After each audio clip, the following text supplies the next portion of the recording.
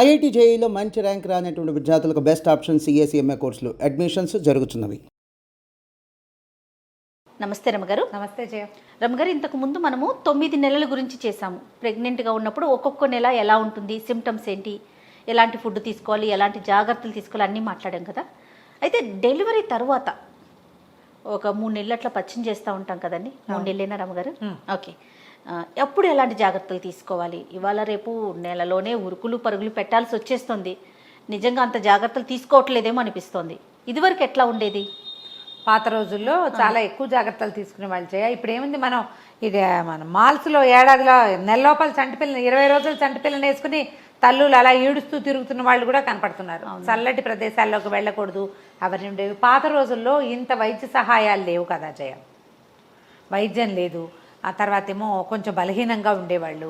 ఈ vitamins minerals అవి ఇవి రకరకాలు వాళ్ళని ఏమంటారు దాన్ని, ప్రీనేటల్ కేర్, డెలివరీ ప్రెగ్నెన్సీలో కేర్ ఇది వరకు తక్కువ ఉండేది. ఓకే. ఈ డెలివరీ అయ్యేసరికల్లా బలహీన పడిపోయేవారు. పైగా బలహీనంగా ఎప్పుడు కూడా బలహీనమే పడతారు. కాకపోతే మన దగ్గర ఇన్ని రకాల మందులు అవి వేసుకుంటాం కాబట్టి అంత డెఫిషియన్సీలు ఎక్కువ ఉండవు. వీటితోటి ఏమవుతుంది, వీళ్ళకి ఏదైనా సులువుగా వ్యాధి వచ్చేస్తుంది. జలుబు, దగ్గు, జ్వరము, తడిలో చేస్తే ఒళ్ళు నొప్పులు అవన్నీ పాలిస్తారు కాబట్టి పిల్లలకి వెళ్తాయి. అవును. బలహీన పడిన కొద్దికి చంటి పిల్లని కేర్ చేయడం కష్టమైపోతుంది. వీళ్ళని ఎవరైనా సపోర్ట్ చేయాలి. అందుకని ఏం చేసేవాళ్ళు, ఇలా డెలివరీ అయ్యేసరికల్లా వీళ్ళకి చెవుల్లో పత్తి, తలకి చెవుల్లో గాలి పోకుండా గట్టిగా చెవులు కట్టుకోవటం, తర్వాత బ్లీడింగ్ అవుతుంది. సో దానికోసమని జాగ్రత్తగా ప్రబంధాలు, వేడిగా తాకూడదు, వేడి విషయాలు ఇవ్వరు, వేడి వస్తువులు ఇవ్వరు. ఇవి ఏ ప్రాంతాల్లో ఎలా ఉంటాయో ఎవరి ప్రాంతం ప్రకారం వాళ్ళు చేయాల్సిందే. మా వాళ్ళు అయితే బ్లీడింగ్ వాసన వస్తుందని చెప్పేవాళ్ళు. అవునండి. మనము గోరువెచ్చటి కాఫీ ఇస్తారు కాదండి. పీరియడ్స్ అప్పుడు కూడా ఎవ్రీ మంత్ కూడా వేడివేడిగా తీసుకోవద్దని చెప్తారు. మీరు అన్నట్టు స్మెల్ వస్తుంది అంటారు. అందుకని కొంచెం కాస్త కాఫీయో కొంచెం పాలో ఏవైనా. ఆ తర్వాత ఏమో ఒంటికి వేడి చేయటానికి వస్తువులు ఏమైనా పెట్టడం. మొదటి 2-3 రోజులు ఆహారం ఇవ్వరు పెద్దగా, కొంచెం ఖాళీ పొట్టతో ఉంచుతారు. తేలిగ్గా బన్నుల బ్రెడ్ లాంటిది పెడతారు. 3వ రోజు నుంచి అన్నం పెట్టడం మొదలు పెడతారు. అన్నం కూడా రాత్రిపూట పెట్టేవాళ్ళు కాదు. మా దగ్గర అయితే రాత్రిపూట అన్నం పెట్టేవాళ్ళు కాదు, చపాతీలు పెట్టేవాళ్ళు, లేకపోతే బ్రెడ్ పెట్టేవాళ్ళు. రొట్టెలే, చపాతీ పెట్టేవాళ్ళు. అంటే చపాతీలకు ముందు కాలంలో ఏం పెట్టేవాళ్ళు, బన్ను దొరికేది, బన్ను పెట్టేవాళ్ళు అనేది మా అమ్మ. రాత్రిళ్ళు ఆహారం తక్కువ, గ్లాస్ పాలు తాగేసి ఉండేవాళ్ళు. అరుగుదలకి రాదు. మరి పిల్లలకి పాలు ఇస్తారు కదండి, పాలు పొద్దునే సరే. అసలు తిండి తక్కువ పెట్టేవాళ్ళు జయ. ఎంత గట్టి తిండి, చాలా తక్కువ తిండి పెట్టేవాళ్ళు. పాల కోసం తల్లిని పోషించక్కరా, తల్లి బాడీలో ఉన్నదే సరిపోతుంది. మనం ఏం చేస్తాము, పిల్లలకి పాలు ఉండాలని తల్లులు తెగ తింటారు, వీళ్ళు లావెక్కుతారు, కానీ పాలలో తేడా ఏముండదు. ఆ తల్లి తిండి వల్ల పాలు పెరిగేది చాలా తక్కువ అనేవాళ్ళు పాతకాలంలో. తల్లికి బలం. పిల్లలు పాలు తాగేస్తుంటే తల్లులు వీక్ అవ్వకుండా తప్ప మన తిండి పిల్లలకి మారుతుంది అలాంటిది లేదు అసలు.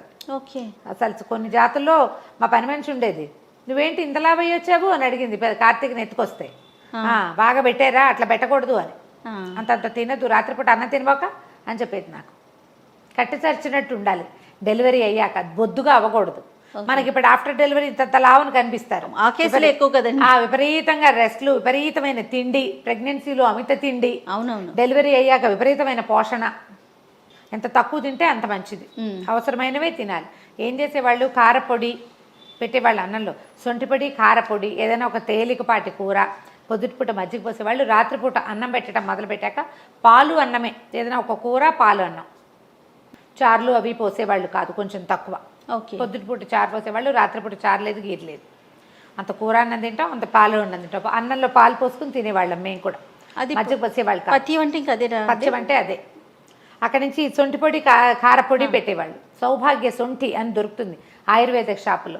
నెల వెళ్ళిన దగ్గర నుంచి రోజు అంత సౌభాగ్య సొంఠి ఇంత ముద్ద తింటాం, గ్లాసెడ్ పాలు తాగటం, పాలు ఇచ్చేవాళ్ళు. అక్కడి నుంచి కాయపొడి అంటారు, కట్టెకారం అంటారు దాన్ని. కాయపొడి అని చేసేవాళ్ళు మా ఇంట్లో.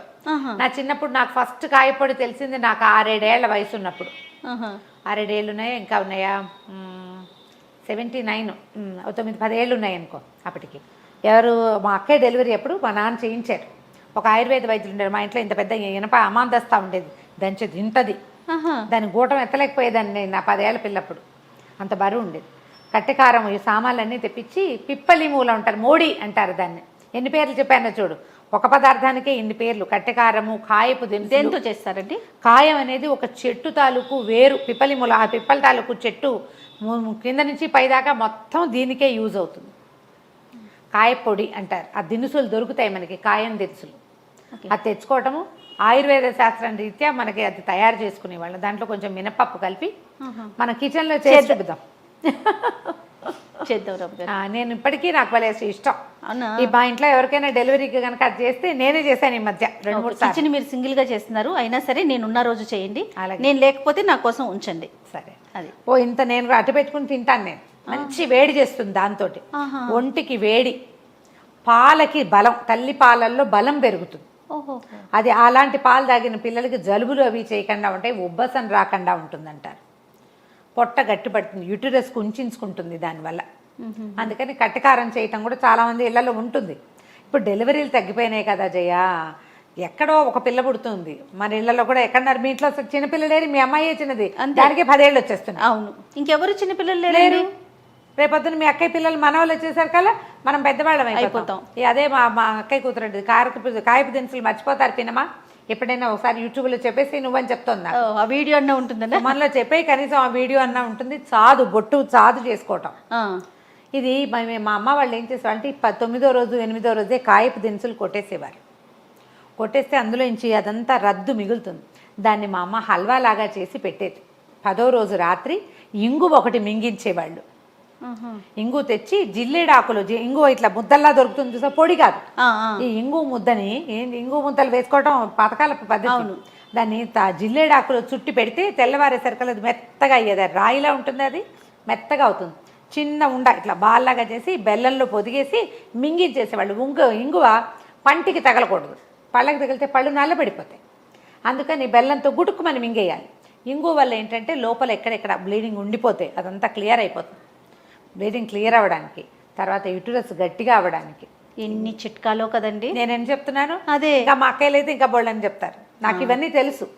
పైగా ఏంటంటే గుర్తుపెట్టుకునే గుణం ఒకటి ఉంది, అది కదా మెయిన్. అదే సౌభాగ్య సొంఠి అవి వేసుకునే వాళ్ళం. తర్వాత ఇంకేం చేసేవారు, 11వ రోజు నుంచి రోజు మధ్యాహ్నం భోజనం అవగానే తమలపాకులు వేసుకోవటం, కాల్షియం కోసం. ఆ తమలపాకుల్లో కొంచెం ప్రవాళ భస్మం అని దొరికేది, లేదా మనం సున్నం ప్రవాళ భస్మం కూడా వేసుకోవచ్చు. దానివల్ల ఏముందంటే కాల్షియం ఇంటేక్, దానివల్ల పిల్లల్లో పాలు తాగినా కూడా మనకి కాల్షియం తగ్గిపోకుండా శరీరంలో.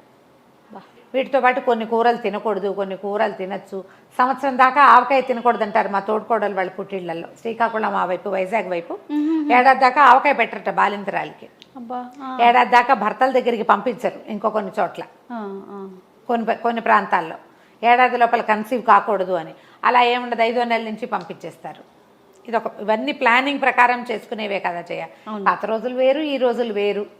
తర్వాత ఏమో ఈ మన దుంపకూరలు అవి తినకూడదు. 3 నెలల దాకా నో దుంపలు. 3 మంత్స్ తర్వాత దుంప తిన్నా పగలే. అరటికాయ లాంటివి వాతం చేసే కూరలు, బెండకాయ, అరటికాయ ఇలాంటి వాతం చేస్తాయి.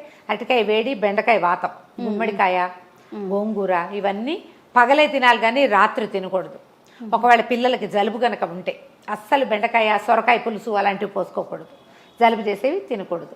కూల్ డ్రింక్స్ అవన్నీ స్ట్రిక్ట్లీ నో. ఒంట్లోకి కొత్తది ఏదైనా వెళ్తే, కొత్త సమస్య వస్తే అది తల్లికే కాదు పిల్లకు కూడా ఉంటుంది. చాలా జాగ్రత్తగా ఉండాలి. బయట తిరగకూడదు. నీళ్ళ విషయంలో కూడా కాచి చల్లార్చిన నీళ్ళు తాగాలి. మేము కొంచెం ఆ జాగ్రత్తలు పాటించాలి. డాక్టర్ గారు మాన్పించేశారు, అక్కర్లేదు మామూలు నీళ్ళు, మామూలు పాలు అని ఆయన మాన్పించేశారు. మనం పాతకాలం పద్ధతి అయితే కాచి చల్లార్చిన నీళ్ళు. ఏం లేదు, ఇన్ఫెక్షన్స్ తల్లికి పిల్లకి ఇద్దరికి వస్తాయి కదా. అందుకని పిల్లలకి నలుగు పెట్టి స్నానం చేయించడము. తల్లులు కూడా మా దగ్గర, మా వాళ్ళ ఇంట్లో పద్ధతి ఇప్పుడు సంగతి కాదు కదా, 20 ఏళ్ళు అయిపోతుంది 2వ వాడి పుట్టి కూడా. ఒకరోజు తలంటి, ఒకరోజు నలుగు పెట్టించేది మా అమ్మ. పిల్లలకు కాదు, తల్లికి. ఇవాళ నలుగు పెట్టుకుంటే రేపు నెత్తికి నూనె రాసుకుని తలస్నానం చేయాలి. మచ్చలు పోతాయి ఒంటి మీదవి. అసలు పొట్ట మీద ఒక్క గీత లేదు మాకెవరికి. మా ఇంట్లో కాదు, ఇంచుమించు మా వాళ్ళల్లో లేదు. ఈ పద్ధతి కనుక పాటిస్తే బాడీ చాలా టైట్ అవుతుంది. మెడలు అవి నలుపెక్కిపోతాయి, అవన్నీ పోతాయి. ప్రెగ్నెన్సీలో వచ్చే ప్రాబ్లమ్స్ అన్నీ తీరిపోతాయి. ఒళ్ళు గట్టి పడుతుంది.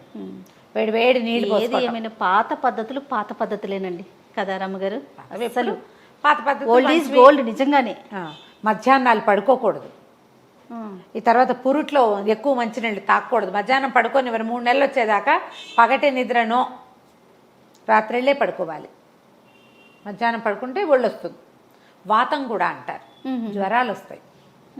కొంచెం చూసుకోవాల్సింది ఏంటంటే డెలివరీ తర్వాత వెంటనే పాలు పడ్డాయా, సరిపోతున్నాయా లేదా, ఏమైనా కొంచెం ఎక్కువ పాలు పడిపోయి జ్వరాలు వస్తున్నాయా, వాటి మీద కొంచెం అబ్జర్వేషన్ ఉండాలి. ఇప్పుడు ఏంటంటే ఈ పాత పద్ధతుల్లో ఒక 1% కూడా పాటించట్లేదు. డెలివరీ అవ్వగానే ఓపిక కోసం ఫ్రూట్ జ్యూసులు తాగేయటం, అవన్నీ మీకు అనారోగ్యమే, పిల్లలకి అనారోగ్యం. చట్టుకుని జలుబు చేస్తుందంటే అంతే, ఏం కాదు మాకు అలవాటు అంటే ఎవరి కర్మానుభవానికి ఎవరి కర్తలు తీసేసుకుంటారు. పాలు తాగటం మంచిది, కాస్త వేడిగా, మరీ ఎక్కువ వేడిగా కాకుండా గోరువెచ్చగా. డెలివరీ తర్వాత ఏమైనా ఇన్ఫెక్షన్స్ ఏర్పడుతున్నాయా, క్లియర్ అవుతుందా లేదా, ఇవన్నీ కొంచెం డాక్టర్ తోటి టచ్లో ఉంచుకొని చూపించుకోవాలి. ఒకవేళ పిల్లల మధ్య గ్యాప్ కావాలంటే ఇదే ప్రెగ్నెంట్ మళ్ళీ అత్తారేళ్ళకి వెళ్ళే లోపలే ఏదైనా లూప్ లాంటిది కాపర్చేసే అవకాశాలు ఉన్నాయి కదా, వేసుకుంటే ఒక 2 ఏళ్ళ గ్యాప్ ఉంటుంది. ఇమీడియట్గా ప్రెగ్నెన్సీలు వస్తే కష్టం కాబట్టి పిల్లల్ని పెంచడం కష్టం. 2 years మినిమం గ్యాప్, 2 ఏళ్ళు ఉంచుకొని తర్వాత చూసుకోవచ్చు. ఇదివరకు డెలివరీ అయిన తర్వాత 8 నెలల నుంచి ఏడాది దాకా పట్టేది పీరియడ్స్ రావడానికి. మా మదర్కి 1.5 year దాకా పీరియడ్స్ వచ్చేవే కాదు. మా ఇంట్లో అందరికీ అంతంత గ్యాపులు ఉన్నాయి. మా తర్వాత కూడా మాకు అందరికి 8 నెలలు 10 నెలలు అలాంటివి కూడా చూస్తాం, మా దగ్గర ఉన్నాయి. అట్లా ఇటీవల కాలంలో చూస్తాం డెలివరీ అయిన 2-3 నెలలకి మళ్ళీ పీరియడ్స్ స్టార్ట్ అయిపోతాయి. ఈ పద్ధతుల్లో తేడా అనమాట. మన మందులు వాటి వల్ల మనం సరే ఇంకా చేసేదేముంది, ఇలా పీరియడ్స్ వచ్చినాయంటే ప్రెగ్నెన్సీ వచ్చేస్తుంది అంతే. సో ఏదైనా కొంచెం ప్రికాషన్స్గా ఉండాలనుకుంటే కనుక ప్లాన్ చేసుకుంటే ఒంటికి వాటి వల్ల వచ్చే ఇబ్బంది ఏమి ఉండదు. వీటన్నిటికమ్మా ఖచ్చితంగా ఒక పెద్దవాళ్ళు ఎవరైనా మీకు సలహా చెప్పాలి, ఒక డాక్టర్ తోటి సలహా తీసుకోవాలి. సొంతంగా ఏది చేసేయద్దు. ఏంటంటే ఈ లేత నెలల్లో డెలివరీ అయిన కొత్తల్లో మొదటి 6 నెలల పాటు కనీసం 3 నెలలు ఫ్రెజైల్గా ఉంటుంది, బాడీ చాలా మృదువుగా ఉంటుంది, చాలా సెన్సిటివ్గా అవుతారు. ఇవి కాకుండా మానసిక సమస్యలు వచ్చేది వేరే కథ. అవునవును, అది వేరే కథ.